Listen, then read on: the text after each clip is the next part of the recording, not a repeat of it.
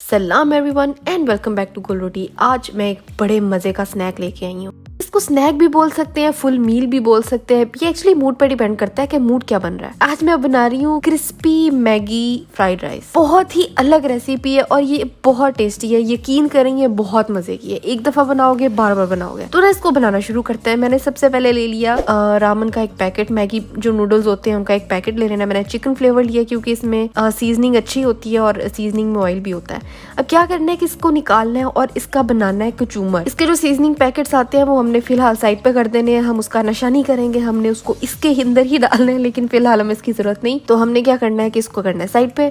और जो हमारी ब्रेक है उसको हमने तोड़ लेना है। ग्राइंडर में डाल के करने की जरूरत नहीं है, बहुत फाइन पाउडर नहीं चाहिए हमें। बस इतना चाहिए कि टूटा हुआ हो और क्रंची भी रहे। जब सारी ब्रिक को इस तरह से चूरा चूरा कर लिया, फिर हमने इसको करना है फ्राई। उसके लिए मैंने पैन में ले लिया 2 टेबलस्पून ऑयल। 2 से वैसे ज्यादा ही पड़ गया था पर 2 टेबलस्पून इनफ है। उसके अंदर मैंने ये डाल के इसको फ्राई किया। कुछ 5 मिनट मैक्स लगे होंगे इसको फ्राई होने में। जब हल्का सा कलर आ जाए तो हमने इसको उतार लेना है। वैसे ये ब्रिक ऑलरेडी कुक्ड होती है, ये कच्ची नहीं होती, लेकिन फिर भी हमने इसको हल्का सा भून लिया थोड़ा सा कलर देने के लिए। उसके बाद इसको कर देना है साइड पे। अब जी हमने क्या करना है कि लेने हैं 1 कप उबले हुए चावल जो कल रात को बनाए थे और जो बच गए थे उसमें से 1 कप चावल लेने हैं। उसको डालना है एक प्याले के अंदर और इसके अंदर डालना है 1 अंडा। सीजनिंग पैकेट जो आया था वो इसके अंदर हमने आधा डालना है, सारा नहीं डालना। उसके बाद इसमें चली गई कुटी हुई काली मिर्च 1/4 टीस्पून और नमक ऑफ कोर्स हस्बे जायका। नमक आपने इस लिहाज से डालना है कि आपके उबले हुए चावलों में भी नमक होता है और आपकी मैगी की सीजनिंग में भी नमक होता है, तो नमक सिर्फ अंडे के हिसाब से इसमें जाएगा। और उसके बाद इसमें जाएगा सोया सॉस 2 टेबलस्पून। लेकिन अगर आपका सोया सॉस नमकीन है तो फिर आपने नमक स्किप कर देना है। फिर इसके बाद इसको बहुत अच्छे से मिक्स करना है। अच्छे से मिक्स कर दिया। उसके बाद लेना है सेम पैन और उसके अंदर मैंने डाल दिया 1 टेबलस्पून मक्खन। अब चाहो तो ऑयल यूज कर लो, मक्खन जरा रिच फ्लेवर देता है, तो मैंने उसको ऐड किया।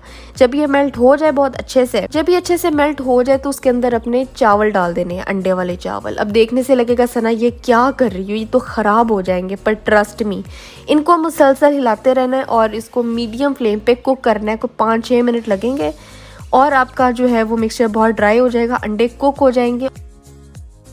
उसके बाद जो हमने अपनी क्रंची मैगी रखी थी वो उठा के इसके अंदर डालनी है और जो हाफ सीजनिंग का पैकेट बचा था अब वो इसके अंदर डालना है। और जो सीजनिंग के साथ एक सीजनिंग ऑयल भी आता है वो भी डाल देना है। ये डाल के बस अच्छे से मिक्स करना है ताकि सारी सीजनिंग भी अच्छे से मिक्स हो जाए। जो हमारी मैगी ठंडी हो गई हुई थी वो भी गर्म हो जाए।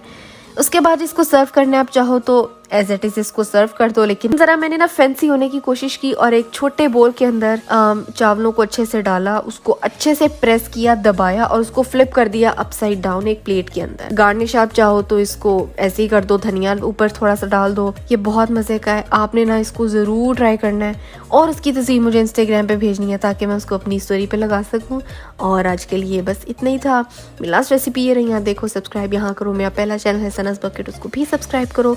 अगली रेसिपी कौन सी होनी चाहिए मुझे भी बताओ और मैं मिलती हूँ आपसे अगली वीडियो में एक नई रेसिपी के साथ।